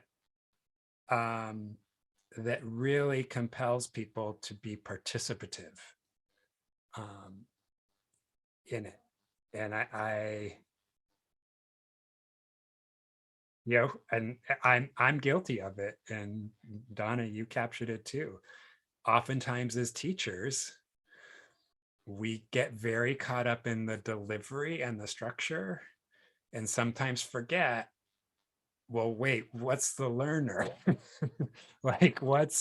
Just because we think this is a good way to learn it doesn't mean that the learner is going to be interested in that or relevant to that. So I don't know, that it just opened up a big, we may have answered those questions, but right now it just opened up that, well, wait a second, are we talking about the space a little bit more than we're talking about what compels someone to come to a space like that in general? Or is that the next question? No, and what you're reminding me, Justin, is that what we've been talking about is that is distributing these spaces very, very broadly. That it could be in a academic class. So Angie has taught catalytic thinking in her class. It could be in a social enterprise hub. It could be in a church group. It could be absolutely anywhere that people are teaching and taking catalytic thinking out into the world. That our intention has been that if somebody has to click on a button that says creatingthefuture.org, that this is not going to spread. That this has to be where people are. And so what we're really talking about then is, and what we have thought we would do all along as it came to that, to create those kinds of programs, is to facilitate people who are already in those settings, to have them, at least in the beginning, design whatever this program is. So what do you need in order to teach it, Angie? What do you need, Nancy, in order to teach it? Eli, if you were going to teach this as a side thing in the Best Notary, what would you need in order to teach it? Carl, what would you need to teach it to your clients?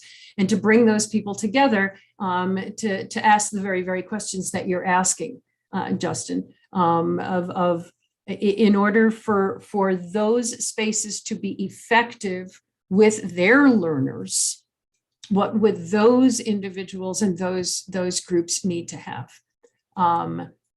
The question that is occurring to me then is, who teaches those teachers? How, we're talking about ripples out. What is the capacity that is actually needed if that is a model that this is as distributed and rippled as possible?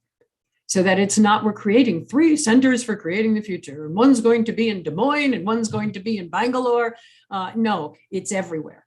And so what is the capacity that's needed for that?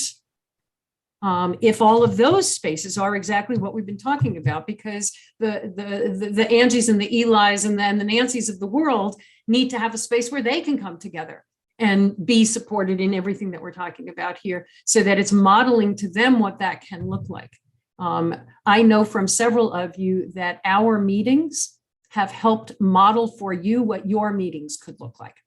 So what does that look like if what we're doing is holding the space, and we very loosely, if those people who are out teaching, facilitating, convening, have this space that we're talking about here, what capacity is needed for that? And it's again coming back to, Justin, you mentioned the ripples. It's if our intentionality is about the ripples, what capacity is needed to provide the spark for those ripples? I'll jump in to say, like, first of all, for me, having the resources like, Pollyanna Principles, other readings, being able to also work with you, Hildy, to think about what the questions would be. So having that kind of coaching from you, or from, and then having the groups discussions have all been helpful. And then I'm also thinking about, like, as far as the learners go, there's, at least in my experience, using this in my classes, is I've got at least two different groups of people. The one group of people who are really open and to, like this and trying it and not so skeptical. And some of those even like decide to start getting more involved, like Stephanie. And then there's a group of students almost always, that are kind of like very skeptical and resistant. And so, it sort of takes different tools or, different strategies to kind of try to bring them along. But I guess, extrapolating that out, there are going to be those groups of people. And so thinking about them maybe differently in how we do this will be important.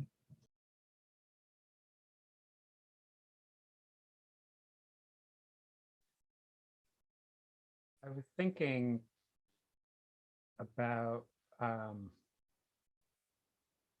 kind of that fractal approach and trying to think, well, what's the common thing about a participant, whether they are a participant who's in the role that Angie's in, of wanting to teach it, or someone who's just trying to do it. And I think one of the conditions that may make these kinds of spaces successful is that the participant is a learner practitioner. They are the both, which is no matter where they are, whether they're teaching it or whether they're doing it. But the idea is that they are in this space to learn more about it so that they can practice it. Now, their practice might be teaching it. Their practice might be doing it. Their practice, but I think there is an intentionality to acknowledge that the success of the space may be the success of participants seeing themselves as that, a learner practitioner, no matter where it is, whether it is a group of people who are intentional about learning how to facilitate in this way, or actually teach the framework itself, or, in Angie's example or my example, where we're trying to teach people just how to try it and use it in their day-to-day. But that there is that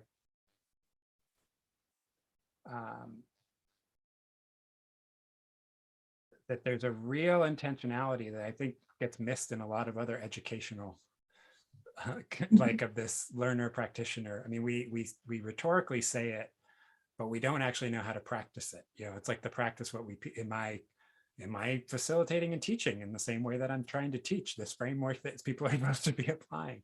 Those kinds of questions. But it just feels like there's sort of an identity component to explore there of what is a learner practitioner look like, and what do they need to be in association around this model.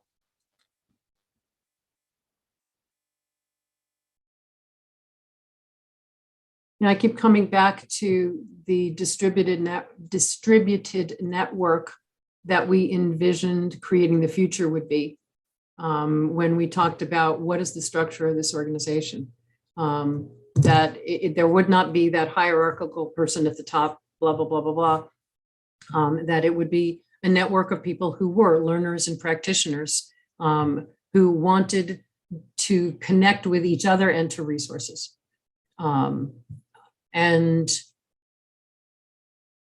the question that again keeps coming to mind as people are convened to build whatever the system would be that would help to distribute this knowledge to the nonprofit resource centers and academic institutions and churches and whatever's. And I keep coming back to once those things are in place, there are going to be roles that need to be filled. And what are those roles, and how at the very, very basic, there's, Angie said coaching, and Donna, you talked about inspiring. Nancy talked about teaching. There's facilitating, there's holding the space. Those are the internal conditions roles that keep me up at night. And the external conditions, what will those learners and practitioners need? What is exciting to me is to convene them to ask them. And that again is the framework is who will be affected and what does it take to bring them in and have them be the conversation. From that, we will have a greater sense of what's needed internally. And that will need to be convened and that will need to be facilitated. But what's occurring to me is that building this space to bring folks together to ask them, what do you need, at least initially, because it'll change over time. But at least initially, what do you need in order to be able to teach this? In order for your center, and it could be an academic center, it could be a nonprofit resource center, it could be a statewide organization, it could be an NCVO, it could be an anything. What would you need in order to have the capacity to teach this? Convening them seems to be important to have that discussion sooner rather than later. Because we can guess, and we have some of those people in the room, but the more that we can bring all of those people into the room, seems like that's the next step, is to ask them, what do they need? What conditions need to be in place for them, which will then tell us from a succession planning continuity standpoint, what needs to be in place internally, regardless of what that internal thing is. Whether that is creating the future, or whether that is it's in the ether, or whether that is whatever, it's just seeming to me that that they're the people to be talking to.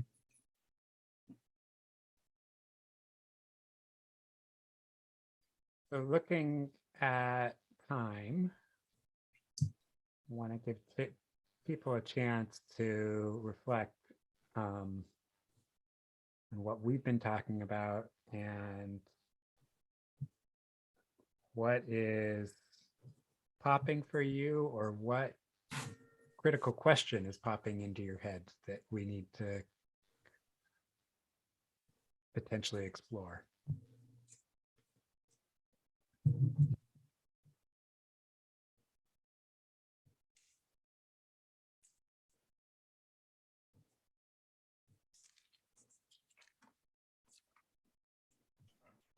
Could just say something. Biden said that he would make sure that the next Supreme Court justice is a Black woman. And I think that's a really powerful thing that sends a strong message to everyone. This has never happened before. And I'm going to make this happen because I want to, because I have the power to. So I think that could be part of the engagement and attraction angle to creating a space that affirms a disruption of the status quo, which is systemic injustice and inequity woven into every fabric of the current reality. So that would be dramatic to really look at, you know, that facilitator. Who are they, and what do they represent in terms of like a disruptive statement to those who, you know, want change. I think everyone wants change at some level. So I think that's for me kind of what stands out is how does that come from the core of the vision, is to invite change, you know, at every level possible. So I'll leave it with that.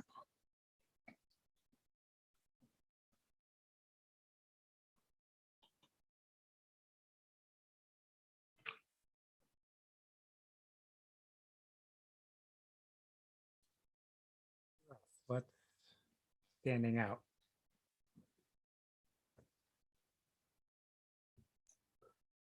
For me, I think it's, you know, and I stepped away for a little bit, so I apologize. This is not congruous with everyone else's experience, but you know, at the end, we started talking about the learner a little bit, or towards, you know, the second half of the meeting, and I think you know, maybe starting. I know we want this to sort of be everywhere and available to all, but maybe it doesn't start that way. Maybe it's not sort of possible to be all things to all people from the first, you know, from the get-go, or the, you know, sort of the next phase. And so, you know, are there ways to think about, you know, where does this have, you know, where could this have more impact, less impact? And obviously, like, you know, we're starting with the nonprofit or community benefit sector, which is, I think, a great starting place. And if it's like, okay, how do we get to the next level from there? You know, thinking through that. I know it's, I don't know, it just feels like making it a little bit more manageable to start, because it feels like we're coming up with lots of interesting ideas and sort of ways to approach this, and think about it, but it also feels very sort of nebulous and difficult to corral.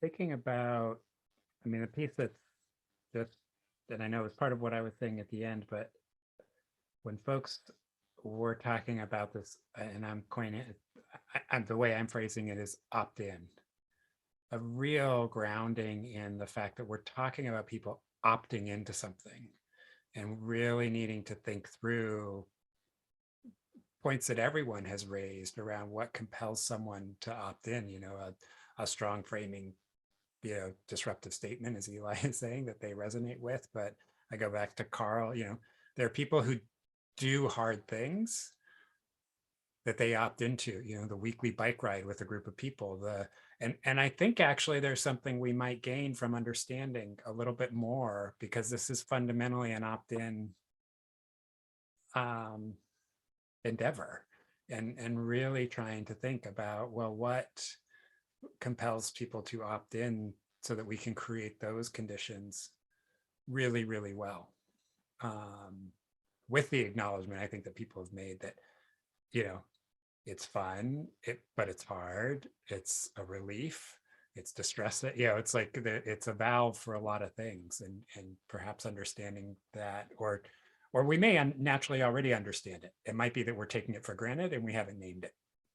That's sort of what I feel. So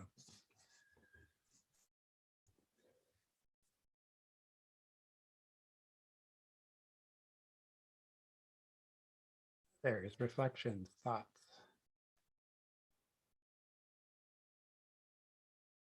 Donna.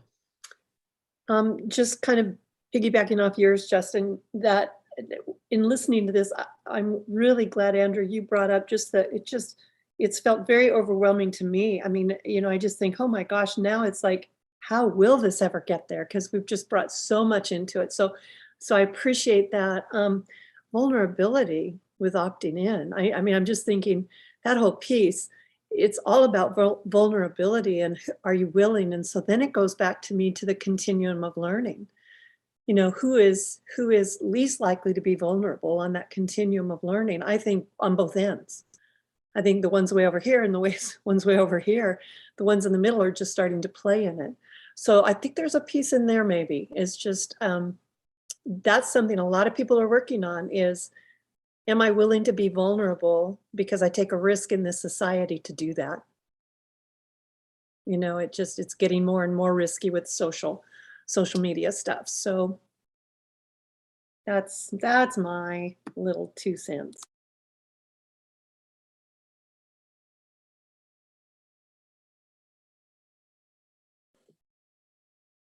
So what Andrew said also tied in with some of what I was thinking.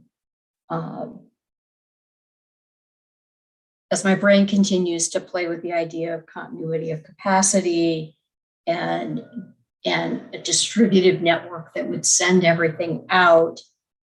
And is it true you have to have paid people, and what would that look like?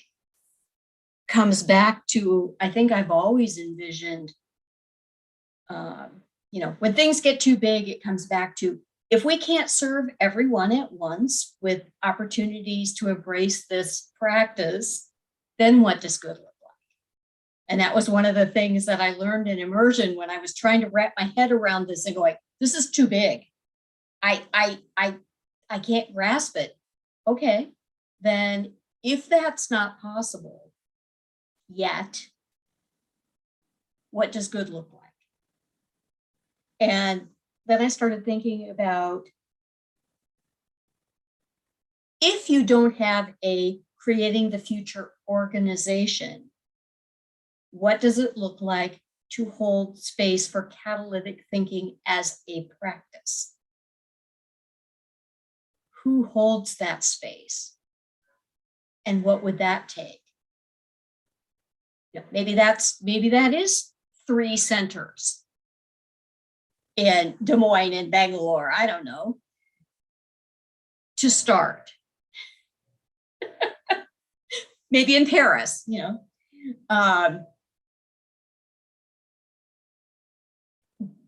And what does that take? Because I'm seeing, as we're talking about people being attracted to participation, as you distribute this, lots of different people are going to be attracted for different reasons. And whether it's state associations or academic settings, those areas of practice are going to evolve differently.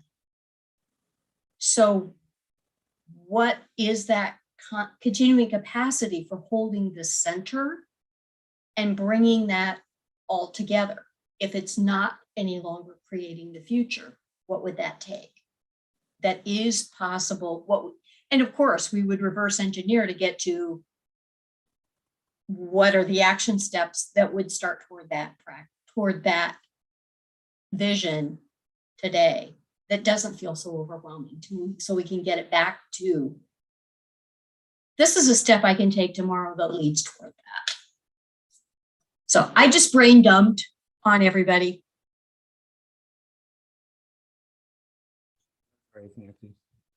Add to that, and also I'm sorry I have to leave in a moment, but I wanted to kind of connect it back to Eli's point though about, well, I hope that we are bold in whatever that is, right? And so it's really, the more it can be kind of a clear goal, right, that we're working towards, and that's a bold one, it seems all the better to me.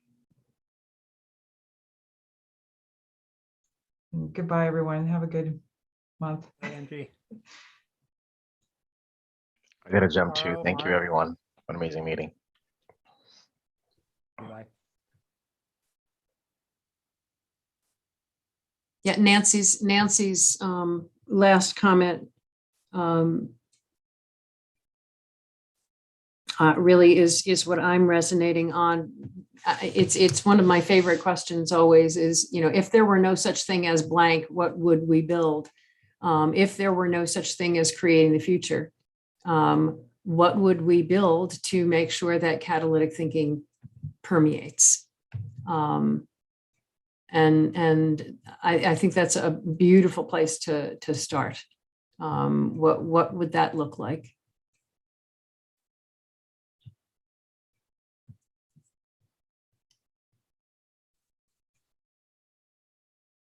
Me too. And then I want to see what Carl's sigh was about.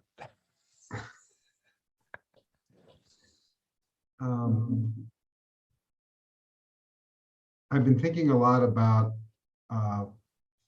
the catalytic listening question. Who else cares about this? Who else cares about this? And just in terms of all of the comments that have just been made, who else cares about this? Don't have an answer, but I've really been thinking about that. I've also been thinking about the rewiring that I think Justin, you talked about or mentioned in passing, that what keeps people coming back is to some degree habit. And that is a rewiring that takes place. You know, Carl, you go out and you run, 10 miles every day. It hurts, but it also has become a habit for you to do that. So if you're not doing it, you're missing it, even though that's what happens. So I'm sort of playing with those ideas. What would help rewire people so that this is the expectation, being in a group like this, and what would it take? Who else cares about this?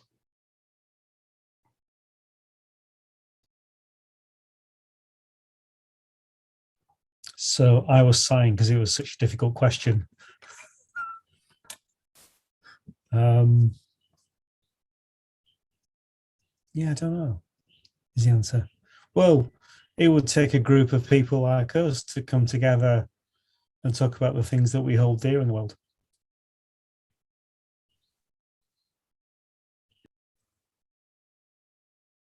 Mark, Jacqueline? Yeah, sorry, I've been typing furiously at all the amazing thoughts people are sharing.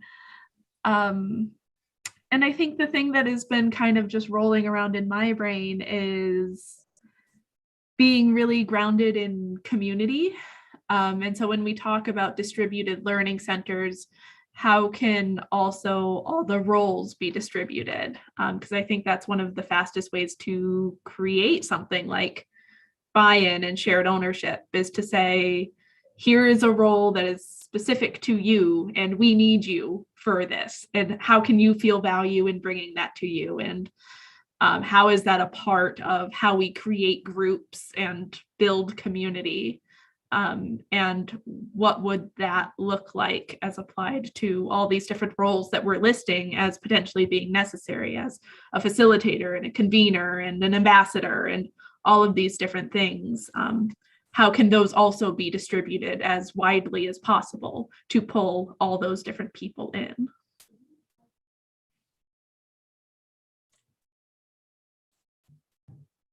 I love that. Mark, any thoughts for the good of the order? Mark has been uncharacteristically quiet today.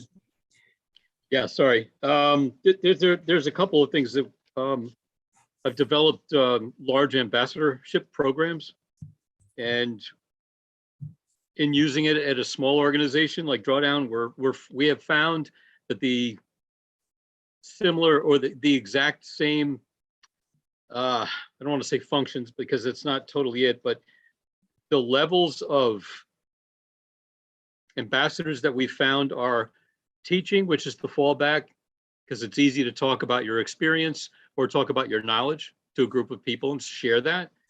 The next step up would be a coach. And those are people who are looking for people among the educated, if you will, the people who know the principles to become teachers themselves. And then the top of the order is the people who inspire or simply guide. And this is where we are at. I believe that's where we are at. And no two people that I've talked to in all these years is the same. And to come across and say, well, you need to know this principle doesn't work. And that one lady that came up to me, she was working on her birthday as the only volunteer we had for a climate summit. If that tells you the importance of climate summits 5 years ago, gave me, there were two things that happened that day. One, she asked me if I knew about the Pachamama Alliance. I said, no, how do you spell that? And I wrote it on this scrap of paper this big and stuck it in my pocket. I didn't look it up for 1.5 years. And 2.5 years later, we're teaching Pachamama and Drawdown together.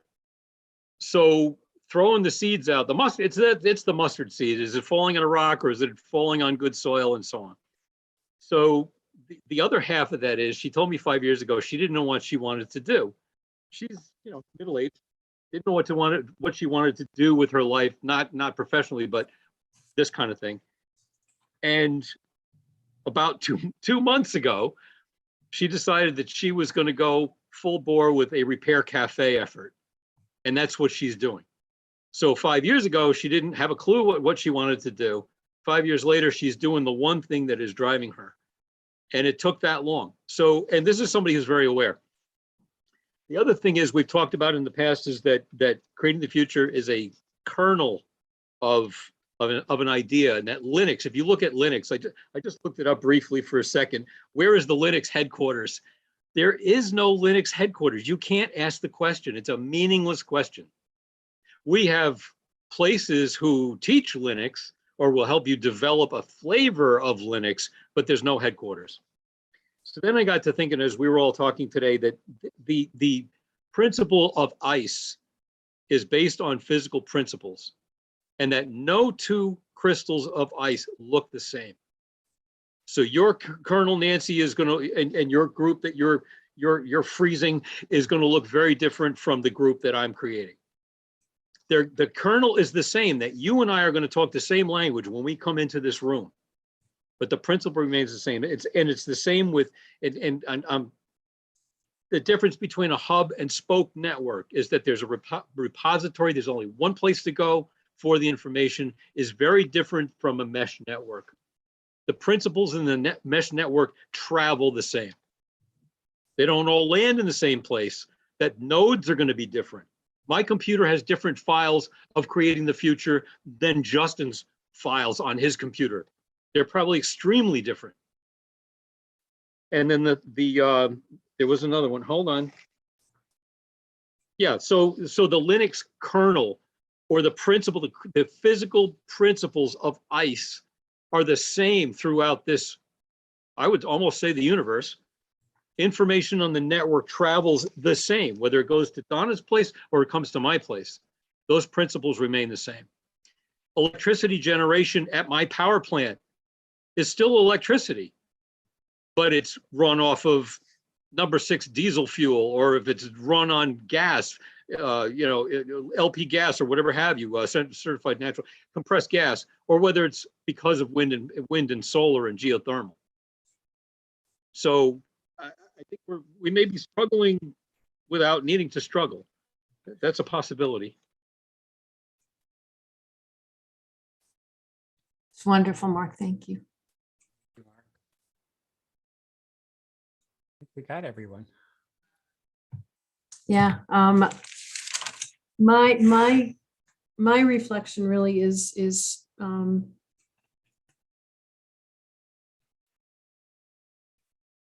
how helpful this is, thinking this through, because it is big, and we frequently look at Linux as a model, because that kernel is held true. It's one of the interesting things about the kernel is Linus Torvalds still owns it. No one is allowed to make any significant change to the kernel except him. And every time I read that, I go, and when he dies? So I mean, it's like that really is very alive for me, is what happens when there is not that lightning rod. Yeah, so this is really meaningful, and thank you all. And Justin, thank you for allowing me the space to let my brain go. I appreciate that. See you all next time. Thanks, everybody. Thank you all.